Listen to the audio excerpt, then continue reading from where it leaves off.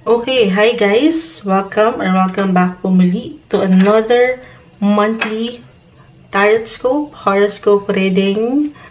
Pick a card tayo ngayon, para dito sa bagong buwan ng September 2023.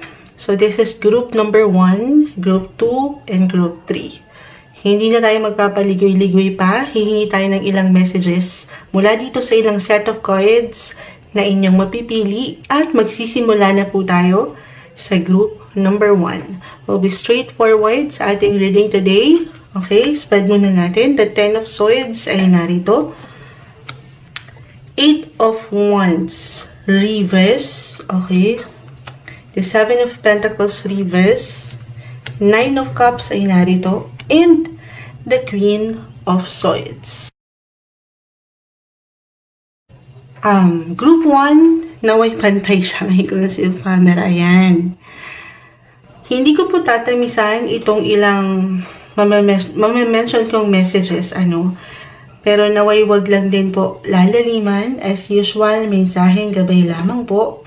Pero meron tayong nakikita ditong kabagalan or ilang delays or even shortcomings when it comes to your career or relationship sector, life in general, tayo po ay general message.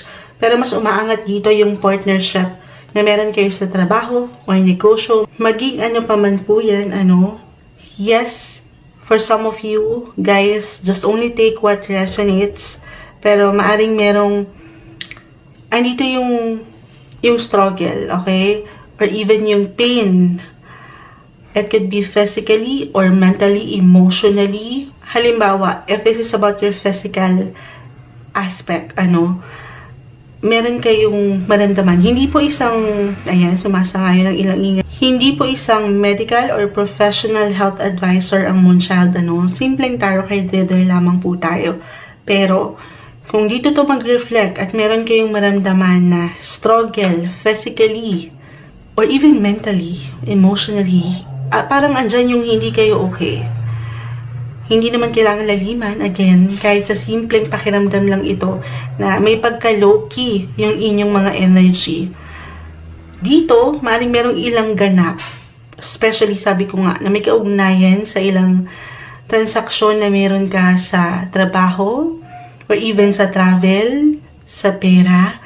Merong kabagalan, okay? Or merong pag-angat nung maaaring makalimutan nyo ito dahil na rin dito sa personal na shortcomings nyo, as I've mentioned kanina, yung ilang pagdadaanan nyo personally. So, isang message dito, Group 1, September 2023. Alalayan ng sarili, okay? Listen to your body. Tanging kayo lamang po ang higit na makapagsasabi dito. Kung kailangan yung iproseso ang ilang bagay-bagay, okay? Or isulat, okay? If you're into journaling or kahit sa simpleng pag-take note nyo lang ito sa inyong mga sari-sariling cellphones, ayan, isulat or i-type nyo dyan yung mga plano nyo kahit for a day or kung ano itong kailangan nyong gawin para wala kayong makalimutan or baka meron kayong masobrahan. Yung ganong senaryo. Okay? Again, may ugnayan sa trabaho o pera. Kasi, I feel for some of you, meron ditong pinagdadaanan. Again, physically or mentally, minsan hindi na natin yan napapakiramdaman masyado, lalo na sa ilang kailangang trabaho, obligasyon na kailangan yung tugunan.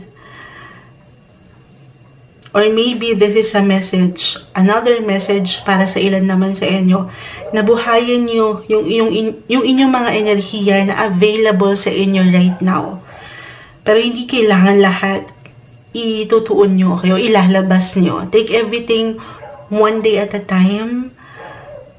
So, kung higit kasi tayo magiging practical dito, andito pa rin yung pagkakaroon ng higit na busy na schedule and productivity, magiging present yan para sa inyo Group 1. At yan, sa dami ng parang kailangan yung gawin or harapin, may mga bagay tayong nakakaligtaan. Okay? Or, eto nga, merong kabagalan when it comes to money. At dito, maaaring merong struggle personally. Parang hindi makarating-rating sa inyo. It could be about sa loan, reversal energy po tayo every time, ano? So, kung ikaw itong may pagkakautang or merong pagkakautang sa'yo, maaaring maramdaman niya yung parang delays. Pero hindi ibig sabihin, okay, kasi merong ilang cards pa dito na umangat, na hindi makakarating sa inyo. But for now, if ever mag-reflect yun, another message tayo, napakaraming maaaring ipahatid ng baraha. Kayo na lamang po ang higit na maglagay sa inyong sitwasyon sa bawat senaryong na mention ni Moonchild. Pero, meron ding umaangat dito na kung meron kayong napurnada or mapupurnada na trabaho, kasi nga parang meron kayong personal na pagdadaanan or kailangang harapin muna, then group 1, tulungan nyo na lang muna ang inyong mga sarili kung saan kayo palagay nyo ay higit na kailangan mo nang maglaan ng energy. Try to focus your attention sa ilang area ng iyong buhay na parang hindi mo na nakikita or napabayaan, na iwan, nakaligtaan na. Doon na lang muna. At wag dito sa ilang pain na parang mas stuck kasi ang ilan, ano, parang hindi kayo makatayo. Kita mo naman 10 espada itong maon sa likod niya. So definitely may struggle. Pero hindi naman kailangan din ay bumangon ka agad dyan, agad-agad, lalo na kung hindi ka pa naghihilom. Sabi ko nga, unti-unti, one step at a time, kung ano na lang sa palagay mo ngayon ay magagawa mo ngayong buwan, okay? Kahit sa mga simpleng bagay na lang yan, simpleng gawain, hindi mo kailangang magmadali. Don't be too hard sa inyong mga sarili. Lalo pa nga kung mag-reflect itong meron kayong struggle, challenge, physically or emotionally na pinagdadaanan. Focus niyo na lang muna dito sa aking na-mention na kahit sa simpleng mga bagay lang na hindi nyo naharap. Okay? Or kung hindi tayo magiging practical dito, kung meron kayong ilang proyekto, gawain na napurnada, as I've mentioned, or na-delay nitong mga nakaraang buwan or linggo sa inyong buhay na andito rin yung priority pero hindi kayo nabigyan ng chance or opportunity, nabigyan ng higit na attention, then this time, maybe this is a message na ito yung best time. Very good time na dito mo ilaan yung atensyon. Kasi sa totoo lang, maaaring narito yung pangarap, okay, na pwede mong matupad anytime soon. Tayo po ay monthly tarot scope reading. At dito rin, hindi imposible na merong mag-benefit. Hindi lang ikaw yung magiging masaya dito or mag-enjoy dito. Pero itong ilang taong mahalaga sa'yo. Kasi andito yung pangarap. Umangat yung hopes and wishes mo. Okay? When it comes to your loved ones. Kahit pa parang merong ilang crisis dito. Financially. Or sa ilang transaksyon. Pagdating sa komunikasyon. Emotionally, physically. Okay, andito yung lahat. Pero tulungan lang din ang sarili, group 1. Guys, ang tanging may iwan lamang po every time ng mga barahan na narito ay yung maaring condition sa inyong kinakaharap na sitwasyon or kaharapin, okay? Pero yung pinaka-resulta po at the end of the day ay wala sa mga barahang ito. Sa huli, everything still up to you, group 1. So, this month, tulungan ng sarili. Huwag kang magpakalugmok dito sa pain na to. Pero syempre, sabi ko, hindi naman kailangang gumapang ka dyan, lalo kung masakit. Iba-iba rin naman tayo nung proseso sa pagpapahilom ng ilang sugat na ito. Dito sa ilang krisis na pwedeng pinagdadaanan mo na may kaugnayan sa pera, trabaho man, or transportasyon, travel kasi ito guys, or sa ilang dokumento, sa edukasyon, dyan na natin ipasok yon. Unti-unti, hindi nyo kailangang ma-pressure sa buhay. Yun yung pinaparating ng cards dito for you. Dahil, kapag naiproseso nyo ng mas may kalma, okay? At, kumbaga parang nag-i-enjoy lang kayo dito sa pagtatrabaho or gawain na to, dyan kayo higit na magbe-benefit, as I've mentioned. At pati na rin itong ilang tao na mahalaga sa'yo. Turn your weaknesses into strength. Dahil meron kayo niyan, Group 1. Hindi nyo pa man yan ma-realize, pero andito yung power na meron kayo. Yakapin nyo itong ilang discomfort, okay? Or ilang pinagdadaanan nyo. At syempre, gamitin nyo yung sitwasyon na ito na inyong kinakaharap right now, Group 1, para higit kayong matuto. Okay? Harapin nyo yung ilang pagdududa or even yung takot na pwedeng umangat sa ilan sa inyo, yung discomfort. Tumayo kayo. Okay? Lumaban kayo. At syempre pa, huwag nyo kalimutan na alagaan ang inyong mga sarili, Group 1. Physically, even emotionally, deserve nyo yung kalma, yung peace of mind, at yung healthy na relationship, partnership sa inyong buhay. Okay, add up tayo ng pinaka-message para sa inyo this month, Group 1. Uy, may ilang cards na umangat dito. The 6th house, ito na yun. This is all about health, physically, emotionally, or your everyday work routine sa trabaho man or anumang gawain na inyong pinagkakaabalahan. Yun nga, ito na, sobrang nakarelate dito sa ilang ating napag-usapan. Alagaan ang sarili kasi Pluto, transformation, merong ilang bagay dito na nasasobrahan or possibly for some of you nakukulangan. Pwedeng kulang sa tulog, kulang sa kain, or sobra sa kain, parang si Moonchild lang ito. So, balance. Okay? Para mapanatili nyo yung healthy na pangangatawan. Okay? Or mentally, 10th house of career.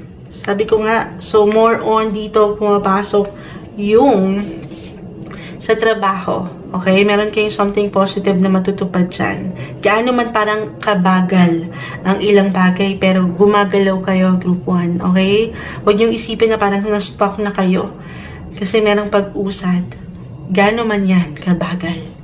Venus, Love, and Pisces. Pangibabawan kayo noong inyong mga puso.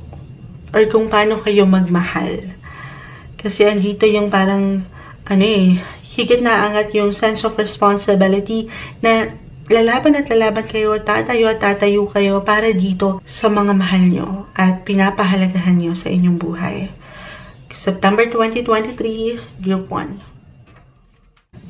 Hi, Group 2. Tingnan na natin itong set of cards na inyong napili. Spread muna natin. The Magician ay narito. September 2023, Page of Wands, reverse. The 6 of Wands, reverse, King of Swords, reverse, and the 4 of Cups. Okay. So, alam nyo, andito na yung spark. Okay? So, unang-unang lumabas sa inyong baraha, the Magician. Andito na yung inyong mga power at kakailanganin na kasangkapan ngayong buwan. Huwag na kayong tumingin pa sa inyong paligid dahil nasa iyo na mismo yung hinahanap mo, Group 2. You just have to stay grounded, grounding yourself with 4 of Cups para hindi ka maligaw, okay? Para hindi ka maghanap pa ng iba. Ayan, sumasangayon. Okay? Stay connected to the present, Group 1. Pakiramdaman mo ang iyong sarili. Kasi parang ang dami mong gusto pang makita, ang daming gustong marating, na napakagandang pwedeng umangat sa inyong mindset this month, Pero, minsan kasi parang sa dami ng direksyong ito, na pwede nyong, o naisin nyo kahit sa simpleng isipan or ideya, plano pa lang ito. Parang diba nakakaano na yun, nakaka-lurky sa dami. Hindi nyo kailangang mag-pressure. Mag-start kayo mismo sa'yo. Kasi ikaw yung may hawak ng baston. yung power ay nasa iyo, Group 2. Okay? At sa ilang ideya na ito na pwedeng pumasok sa inyong isipan, the King of Swords, the Page of Wands, ito nangyayari din to sa akin Parang ang dami kong plano for a day, halimbawa, or for the week. yung mga goals ko sa buhay na hindi matupad-tupad. Kasi nga parang ang dami mong iniisip. Tapos ito, natapos yung linggo na wala akong nagawa sa mga yon. Kasi umaangat din yung pressure, possibly for some of you, na hindi kayo nakakapag-isip masyado ng mas wasto or mas may pagkaklaro. Parang palipat-lipat yung enerhiya na gusto mong bigyan ng higit na focus or attention. So, isang message, group 2. Bigyan nyo ng pagpapahinga ang inyong mga isipan, okay? Give your mind a little break. Have a KitKat.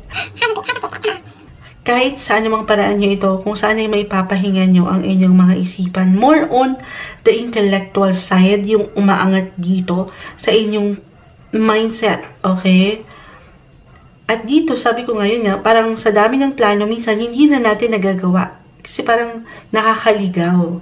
Itong ilang pumapasok sa inyong ideya. Halimbawa, about sa travel, meron kayong gustong marating, or meron kayong gustong makakonekta, meron kayong gustong gawin, meron kayong gustong simulang bago. Sa dami, dyan, hindi nyo nabibigyan ng pag-aksyon.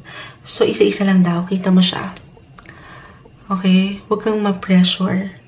Isang mensahe na hindi ka dito nahuhuli, group 2, at hindi ka rin naman nauuna ng bonggang-bongga. Andito ka lang ng sapat. Okay? Sa kung saan ay andito yung iyong panahon. Dito sa iyong timeline, pagkatiwalaan mo kung nasan ka man ngayon. Na syempre pa, binibigyan mo ito ng pagkilos unti-unti. Kasi ulitin ko, nasa iyo na lahat nung kailangan mo. Tiwala, unahin mo yan. Paangatin mo yung enerhiya na mabibigyan mo ng tuon at pag-aksyon itong ilang plano mo pa sa buhay. Mapatravel man ito, travel goals, or sa negosyo, trabaho, or sa iyong sariling hangarin, personal intensyon in life. Stay focused and practical. At i-celebrate mo rin isang message dito. Celebrate your small wins dahil nananalo ka. Okay? Panalo ka, group 2. Hindi nasasayang itong ilang paghihintay or ilang trabaho, gawain na sa araw-araw ay pinuperso mo sa buhay. Especially kung alam mo naman na patuloy mo lang din inilalaan yung iyong best sa pang-araw-araw na buhay. Bigyan mo rin ng pagkakataon ng iyong sarili na i-celebrate itong maliliit na laban na patuloy mong nalalagpasan.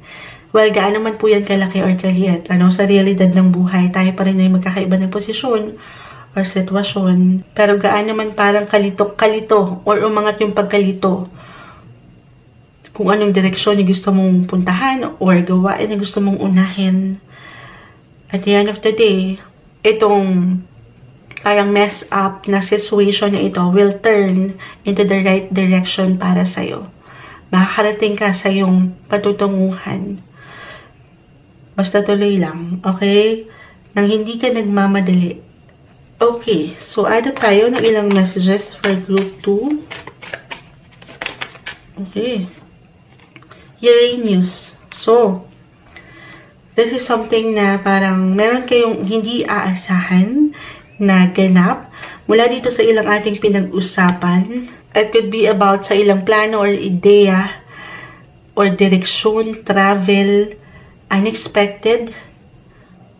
So, possibly merong ilang delays, kabagalan, kayong maramdaman. At dito maring umangat yung tensyon na sabi ko nga, kalma lang, okay? Kasi mas mapapanghawakan yung isang situation, syempre pa, kung higit niyong pinapairal yung pagkakalma ng inyong damdamin. Mapapanghawakan ito. Positive, negative, hindi kayo patitinag just because parang naiba ang, halimbawa kahit sa simpleng schedule lang ito or sa working schedule nyo or merong ilang delay sa travel or may ilang kabagalan kayo along the way na maramdaman, pero stay flexible. Sabi ko nga, ay focus Focus lang. Flexible and adaptable sa sitwasyong ito. Ada tayo dyan. Kasi sabi ko makarating kayo dun sa tamang direksyon kung saan dapat kayo. Pero hindi nyo kailangang madiliin. Pag-aralan ng mga bagay-bagay kung kinakailangan. Okay, may umaangat dito. Aquarius, isa lang yan. Regardless po sa sign na umaangat, hindi naman ito about sa science, pero Aquarius, planet ruler is Uranus. So, ayun na. Parang ang month na ito, September 2023, ay maaring maramdaman nyo na ito ay kakaiba mula sa ilang buwan na inyong kinaharap ngayong taon or sa susunod pa. Kakaiba na para kasing gugulatin kayo. In a way na, sabi ko naman ay mapapanghawakan. Huwag nyo lang masyadong parang ma-pressure kayo o mapangibabawan kayo ng kaguluhan. Sa isip, alam mo yun, sa dami ng nakahain sa inyong plato, hindi nyo alam kung anong unahin. At dito, pwede kayong makaramdam na parang ang bilis nyong manghina or makaramdam kayo ng pagkapagod. Parang ang daming ganap. Alam mo yun? Or possibly, magiging mabilis yung takbo ng buwang ito for some of you. Kaya sabi ko, ipahinga, okay? Give yourself a little break din from time to time. Lalo na kung parang draining na yung ilang bagay. I feel with your cards na merong ilang higit na pwede kayong maramdaman na kabagalan sa transportation or in regards sa communication, in the internet, okay, maaaring, kasi kung aking i-relate ito astrologically, si planet Mercury is currently in retrograde na by this time. So dito, andyan talaga, very present yung kabagalan or aangat yung ilang miscommunication, kahit sa simpleng hindi pagkakaunawaan. So sabi dito, iproseso mo ang mga bagay-bagay. Okay, huwag kang pangunahan ng kaba, ng takot, ng pag-aalala. Papangahawakan nyo to. Lalo pa sabi ko, meron kayo ditong personal na isa-celebrate. Kahit dito sa maliliit na laban na patuloy nyong nalalagpasan or malalagpasan ngayong buwan. Group 2. Spread muna po natin. Uy, the 10 of Pentacles ay narito. Knight of Wands reverse, the Star. Okay, the 8 of Swords and the 5 of Pentacles reverse. So, unang-unang message na nakikita ko rito, guys, keep in mind, tayo po ay general message, pero merong improvement, merong comfort tayong nakikita when it comes to your money sector, your finances. Meron kayong mararamdaman na kagandahan sa flow or takbo ng pera. Gaano man po yan kalaki or kaliit, tayo po ay sa realidad ng buhay, magkakaiba pa rin. Meron kayong matatanggap. At dito, higit yung matutugunan yung ilang pangangailangan na meron kayo sa inyong buhay, pamilya, okay, or ilang personal na hangarin. For some of you, maaaring yung higit na atensyon na inyong ilalaan ay nasa inyong buhay tahanan, pamilya, or partnership area. Or mas kakailanganin kayo ng ilang tao sa inyong paligid this month. At dito, mas madali kahit paano na yung, alam mo yun, mapupunan itong ilang kakulangan na gusto nyong ibigay sa kanila. At magkakaroon kayo ng pagkakataon na i-enjoy ang buwang ito. Possible, for some of you na merong get-together or kahit sa simpleng bonding lang ito sa family, meron kayong something to celebrate together. Or maybe this is a message na deserve nyo rin, okay, na magkaroon or magbigay ng quality time kasama ang ilang taong mahalaga sa'yo. Group 3. Ito lang kasi the 8 of Swords, katabing-katabi nito yung 5 of Pentacles reverse. Meron ditong maaring parang hindi okay na pakiramdam. Kahit sa simpleng tensyon lang ito na may kaugnayan sa pera kayong maramdaman. Halimbawa, itong papasok na money sa inyo ay may patungkol sa ilang may pagkakautang sa inyo. Yes, hindi imposible na matanggap nyo yan, makuha nyo yan, pero parang merong negative energy tayo nakikita rito. Parang hindi siya ganun kadali. Or merong masasabi. Reversal energy po tayo every time, So, pwedeng mag-reflect ito sa'yo or dito sa ilang tao sa iyong paligid.